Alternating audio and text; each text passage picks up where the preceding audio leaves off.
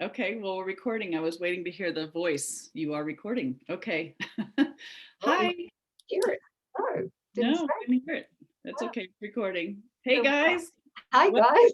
Welcome back. We're on live.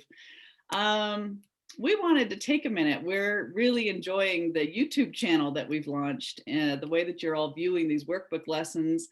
Most important to us is the feedback that we've been receiving. We're really enjoying the comments.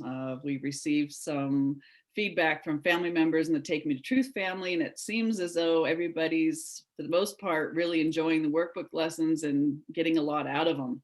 So we love the feedback and want to thank you for that, and thank you for the comments on the YouTube pages for each recording. We are One of the feedback that we received, which was so helpful, was that somebody asked, how do I get this gap diagram that you guys keep referring to? So we want you to know that we're putting two links on the YouTube page that can be found below the actual video recording. And Nouk has informed me that if you're on a desktop, underneath the video recording or the link itself, you will find it'll say show more. And when you click on that, you'll have access to the links that we're going to post. If you're on a smartphone or a tablet device, it'll say description underneath the video, and that's where you'll find the supplemental material that we'll provide.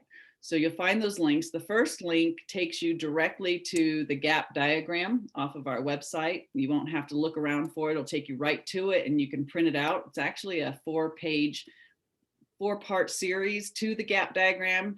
It'll make sense when you find it, but it just takes you step by step through it because there's so much material in the gap diagram, as you know, and actually showed you how to fold it and then gives you the copy that you can print out and fold and keep for yourself.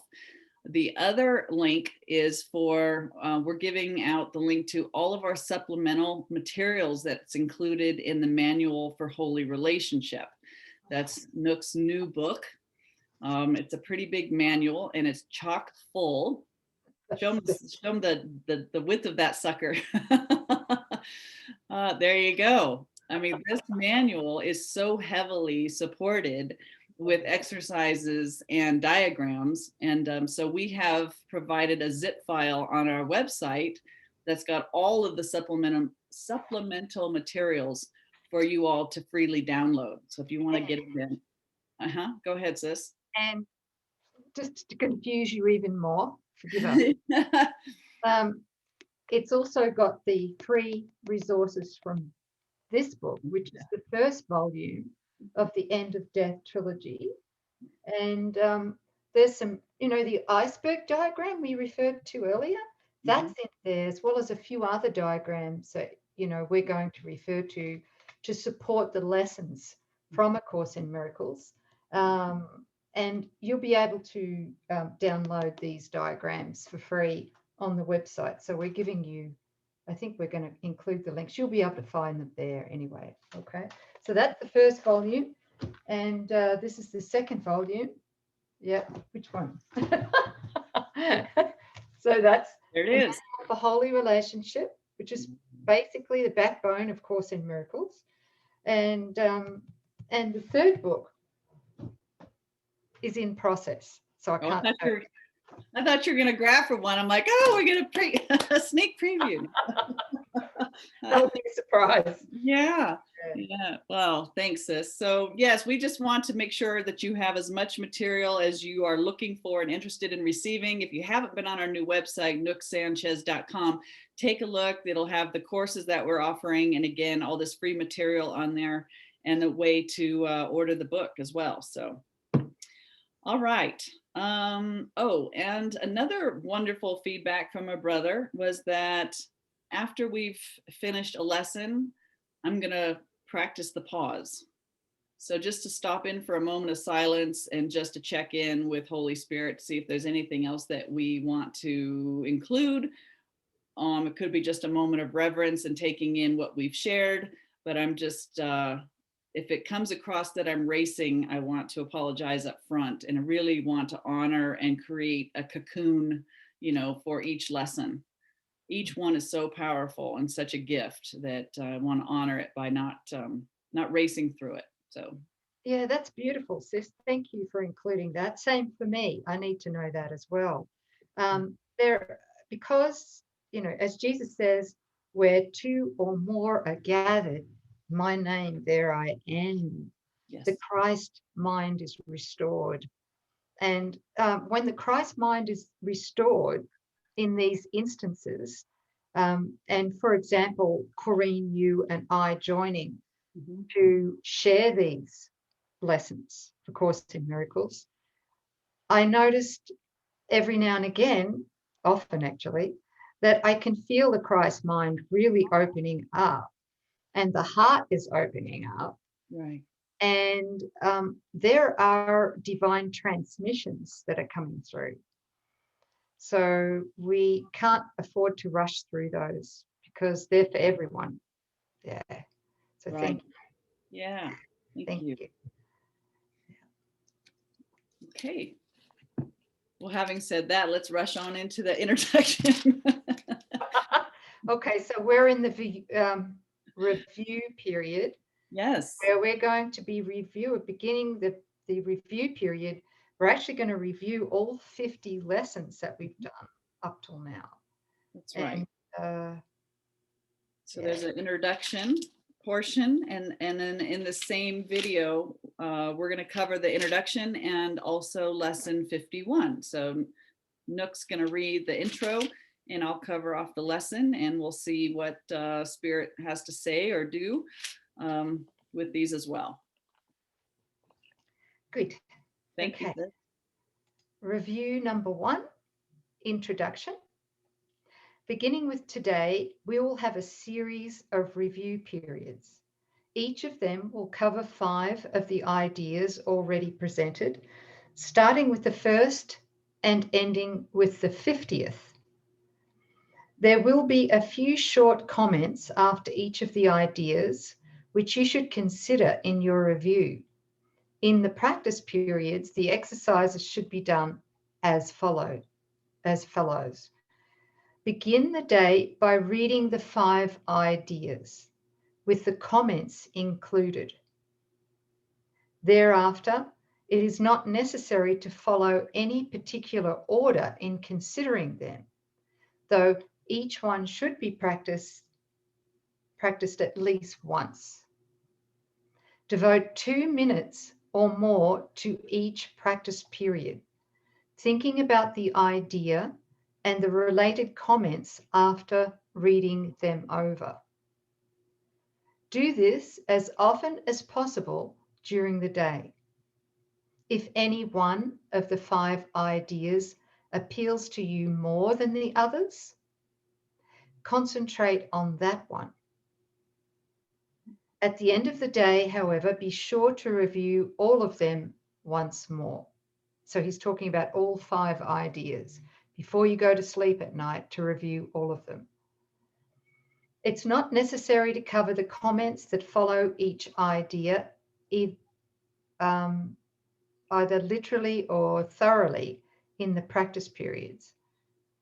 Try rather to emphasize the central point and think about it as part of your review of the idea to which it relates.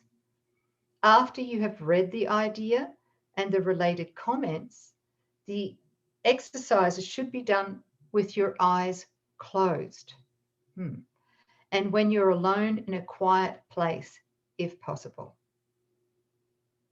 This is emphasized for practice periods at your stage of learning.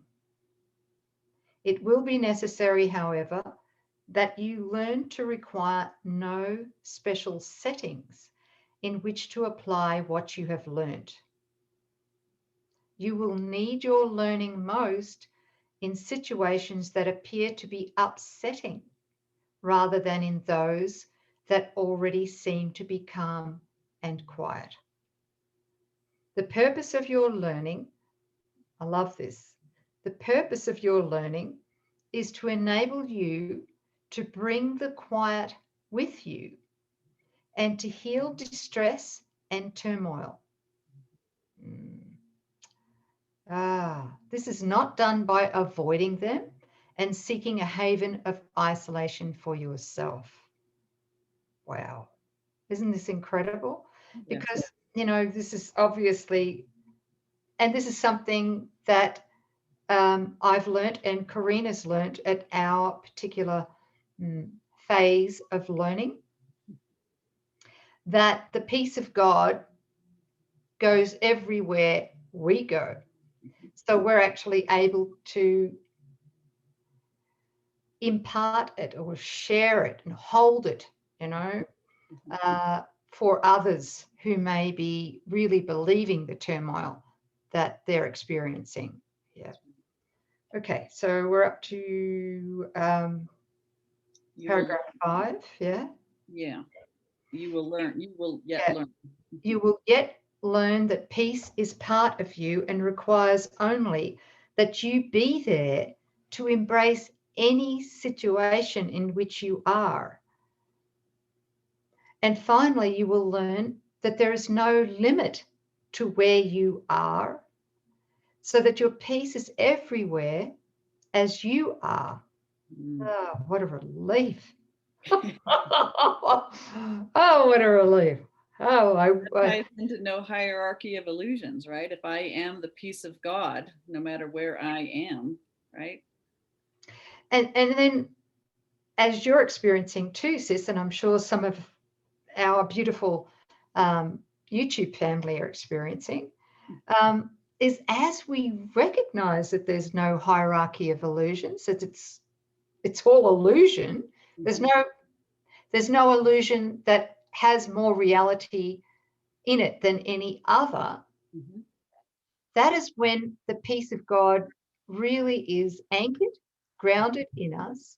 And that's when we really recognize and therefore can practice the number one miracle principle that Jesus teaches, which is there is no order of difficulty in miracles. There can't be, because there's no hierarchy of illusions. There's not one that's true. Right. And I think that's why Jesus in the practice periods, I had a question when I started this. What is this about? Open your eyes, then close your eyes, then say it over here. Well, don't be too particular. Just be general about it. All right, I'm going to try. But what is all that for? It is so that that ties directly into there's no hierarchy of illusions. There's no outer world. There's no inner world. There's no valuing one image over another. They all have equal value. So he's right out of the gate, he's training our mind to recognize that everything is the same. Yeah. I think he uses the term generalize. Yes. Everything is generalized as we advance in our trust from fear to love, right? Yeah. It gets generalized. It's so wonderful. It's so much more peaceful, isn't it? Oh, gosh. Yeah. There's no spike of fear when you recognize it's all the same and it's all nothing. Only the truth is true. That's right. And nothing else is true. Okay. So paragraph 6, the last paragraph of the of the introduction, is you will note that for review purposes, some of the ideas are not given in quite their original form. I love this.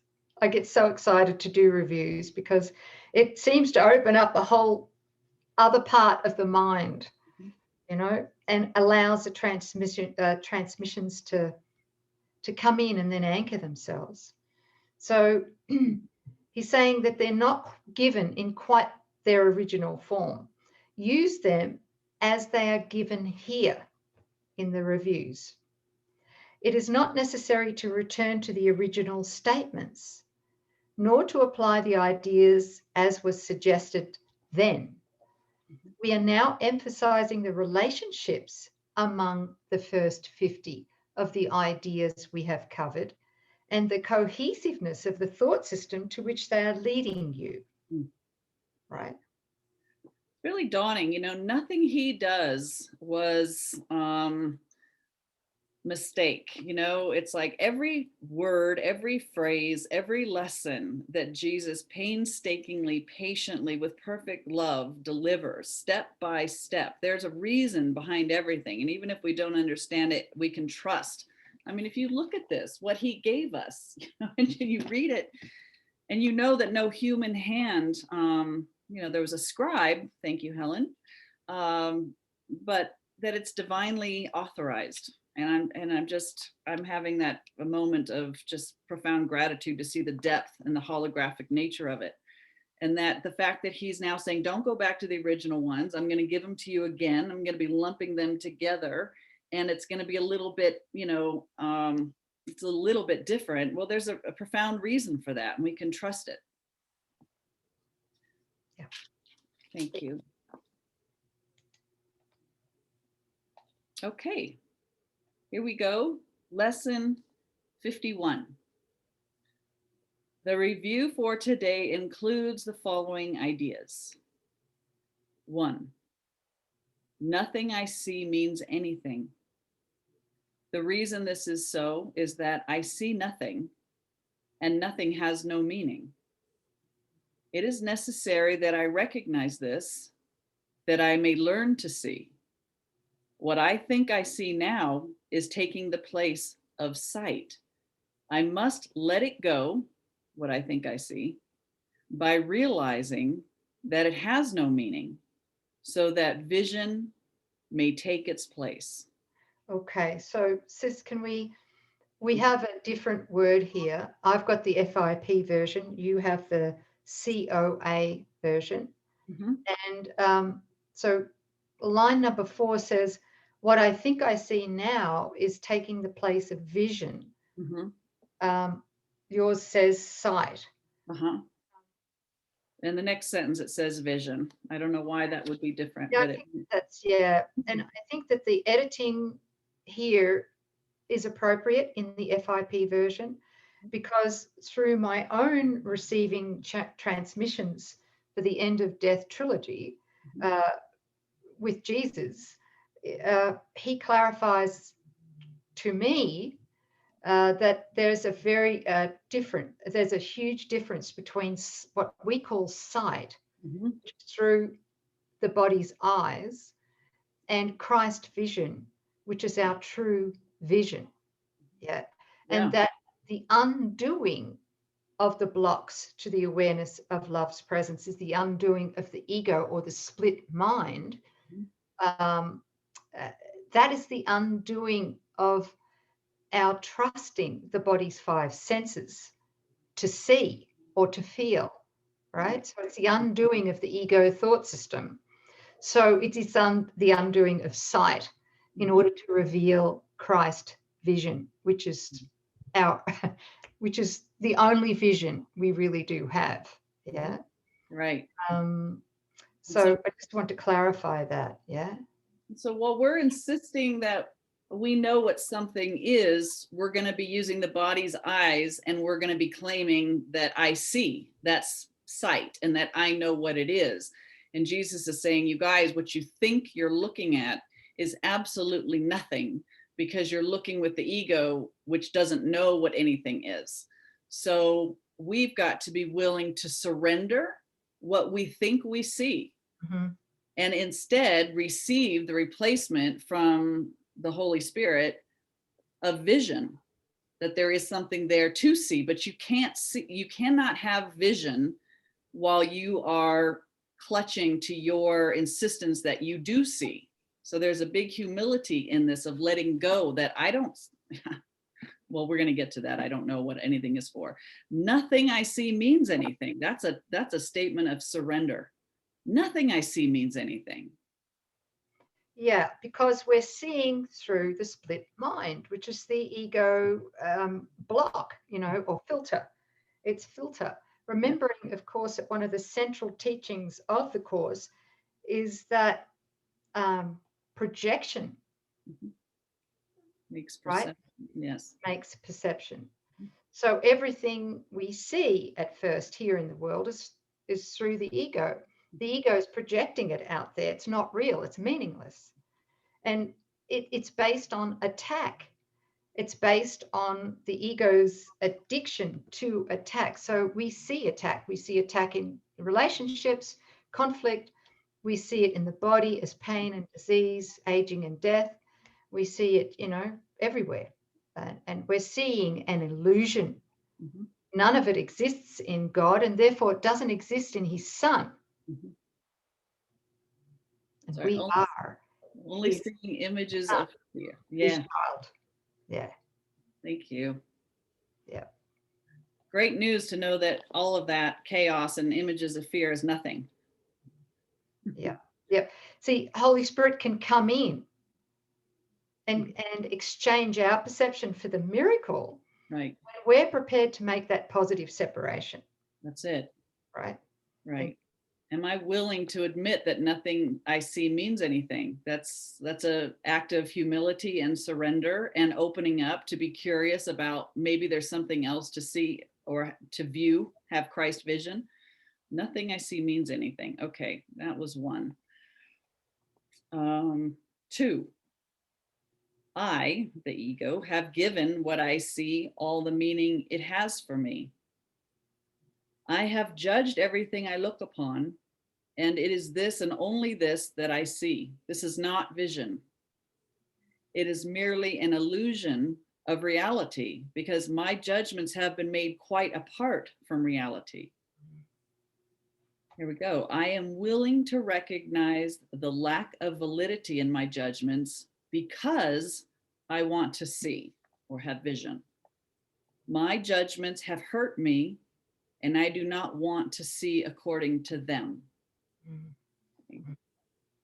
there's a statement of allegiance right there. We're giving Holy Spirit permission to heal our perception right there. It's beautiful. And the admission that what we do see as an illusion is the precursor to our wanting to allow that replacement to occur. Yeah. Thank you. Okay.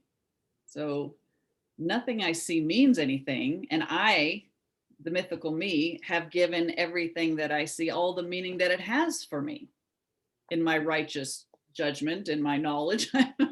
Based on I the have past. decided what all of this is for. Yeah. And that's based on the ego's past. Totally. Yeah, that's a big one. Again, you and I discussed in one of the early lessons, what would it be like to just be dropped onto the earth without any past? You just stand in awe, like you wouldn't know what anything is for. And you'd be in awe and wonder and maybe shock and terror. I don't know. But I mean, really, the past is the only context we have for anything that we're seeing. And there is no past. There is no time, which we come to learn. Okay, sorry. Yep. 3, I do not understand anything I see. How could I understand what I see when I have judged it amiss? What I see is the projection of my own errors of thought. I do not understand what I see because it is not understandable. There is no sense in trying to understand it. But there is every reason to let it go, to make room for what can be seen and understood and loved. I can exchange what I see now for this merely by being willing to do so. That's Is not there? Yes, that's the act of allegiance, right? You were mentioning. Yeah. Is not this a better choice than the one I made before? That's a big sentence. I do not understand what I see because it is not understandable, and there's no sense in trying to understand it. To make logic where in what's not logical, to make sane out of insanity. Yeah, and the minute we fall down that rabbit hole again, that dark rabbit hole of believing what we're seeing, and we think we understand it, particularly when we're triggered and there's a problem, whatever it might look like at the form level. Right. As soon as we go into that, we try and understand it. Then we try and problem solve it. Yes. Yes. Right? But like what we say, and I remember I did this a lot. I think everybody does. It's just say, okay, butt out, Holy Spirit. Mhm. I've got this. I need to solve it, and then I'll get back to you later when it's Right. all solved. Yeah, Yes. that's what the ego does. Mhm. That's it. Yeah. Yeah, the spiritual ego goes, well, I'm willing to admit this is an illusion. Now, what am I going to do about this illusion? It's going to still be part of the solution process. But if it's all meaningless, if it cannot be understood, then any steps that we take to do anything apart from Holy Spirit, nothing real is going on. Nothing. You know, it's like walking into a dark room Yeah. and swinging a sword randomly. It's like nothing real is going on. Yeah, any decisions, any doing apart. When with the light out, how can we know what we're doing? It's just complete insanity.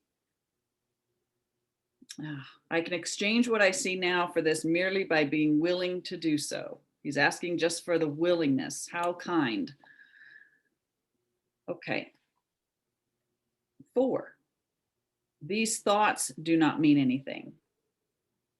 The thoughts of which I am aware do not mean anything because I am trying to think without God. What I call my thoughts are not my real thoughts. My real thoughts are the thoughts I think with God. That is so important. Oh, yeah. Only God's thoughts about us can be our thoughts since we share the mind of God. If it's not a loving thought, if it's not a true and a good thought, it's not even a thought. It's a counterfeit thought. We call it a thought, but it's a belief in the ego thought system trying to come across as a true thought. But if it's not from God, it's not even a real thought. I am not aware of them, my real thoughts, because I have made up my thoughts to take their place. I am willing to recognize that my thoughts do not mean anything and to let them go. I choose willingness to have them replaced by what they were intended to replace. Oh, I choose to have them replaced by what they were intended to replace. My thoughts are meaningless, but all creation lies in the thoughts I think with God. There's an incentive right there. Wow. God made us, with the ability to co-create with God, but only as we are letting God order our thoughts. And while I'm transplanting true thoughts for substitute false ones, nothing real is happening. Nothing means anything. Nothing's doing anything.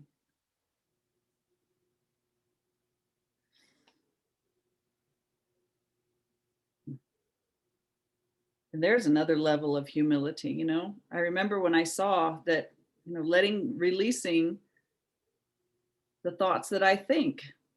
And it brought up some sadness because the thoughts that I thought apart from God really fed this pseudo self. The more that I knew, the more love and seeming acceptance that I gained. The more that I knew, I felt safe from what, I'm making my decisions for myself. So to all of us who think that we are controlling and saving ourselves by the decisions that we make and the thoughts that we're thinking, anything apart from, sorry about that. I thought we locked the room. We did. It doesn't work on my end. Oh, I don't. Okay, never mind. No, that's not through Zoom. sorry, everyone. We just had it. You Just don't think that was the Holy Spirit trying to come in? I don't know. It was my mom. I don't think, maybe it is. But yeah, I'm just this allowing a deep surrender of the thoughts that I'm thinking independently from God. We place a lot of value on those. But when you recognize how this works, that we're really selecting false beliefs from an ego thought system and that they're not true thoughts. They don't originate from God, so they're not our thoughts.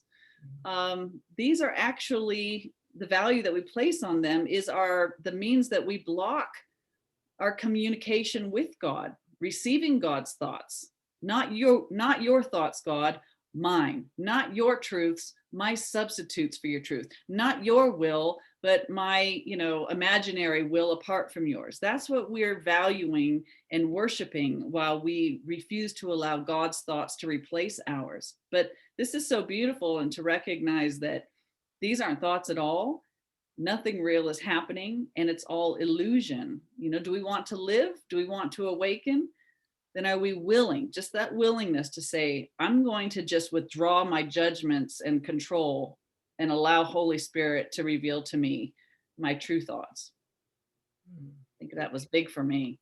That was really big. And there's another aspect too of this, is that we actually block Holy Spirit's guidance. Yes, of course, which is what you're trying to say.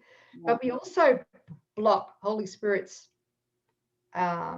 guidance through our brothers and sisters. Mm-hmm. Yes, thank you. Yeah. So, yeah, thank you. He'll reach through us, like we were talking about before, in any area where we give over our trust. He's willing to use that, and his voice and guidance can come to us in any way. But if we're not open to it, if we're so locked into this arrogance of the ego that I know best, we're really shunting ourselves off from love, from life. Okay. 5. I am never upset for the reason I think. There's another biggie. I am never upset for the reason I think, because I am constantly trying to justify my thoughts. I'm constantly trying to make them true. I make all things my enemies so that my anger is justified and my attacks are warranted. I have not realized how much I have misused everything I see by assigning its role to it. I have done this to defend a thought system which has hurt me, in which I no longer want. I am willing to let it go.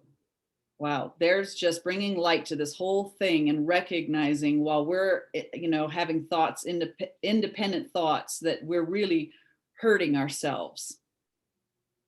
It's never, anger just shunts us off from love. Self-justification prevents union and the holy instant from occurring. We're really just being willing to admit that this is that shield of fear of just, I'm not experiencing any reality while I hug the ego thought system close about me and use it as a shield. I'm really willing, that last sentence, I am willing to let it go. Are we willing to set down our swords and our shields, and just in true humility to come and say, I really don't know what anything is for, and I'm not going to superimpose my arrogant definitions, and I'm willing to be taught and shown. It's beautiful.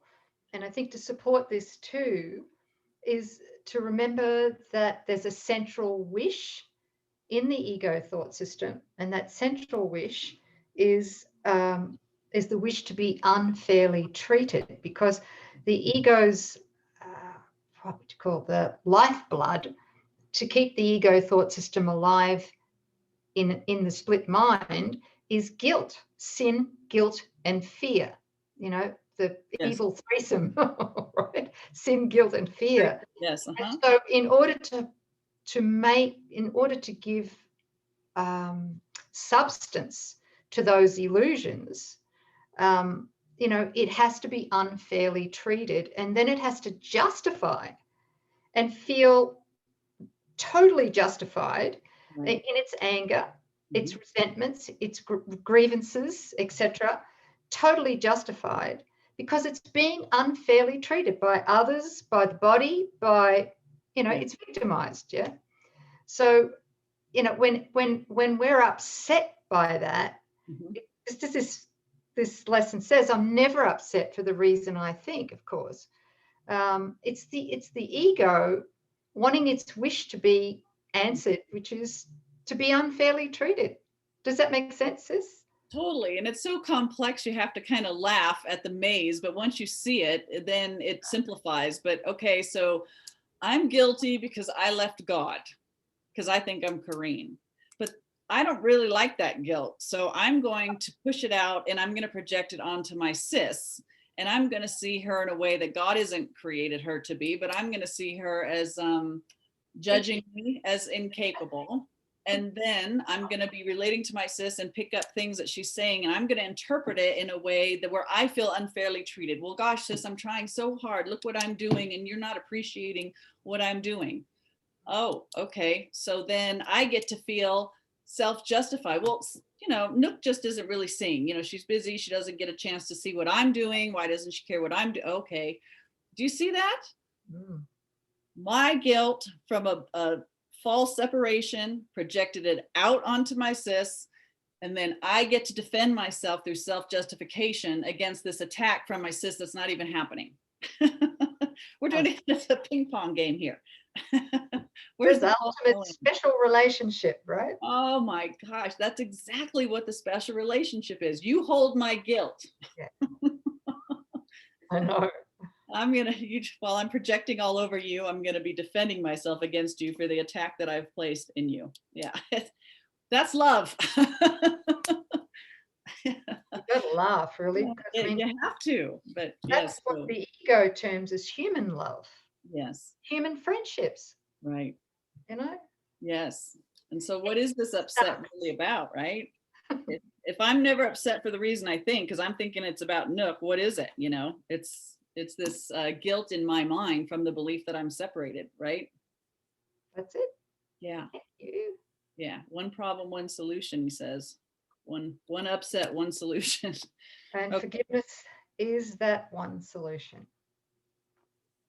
Okay. Well, let's practice the pause. See if there's anything else that wants to come up and out. Mm-hmm.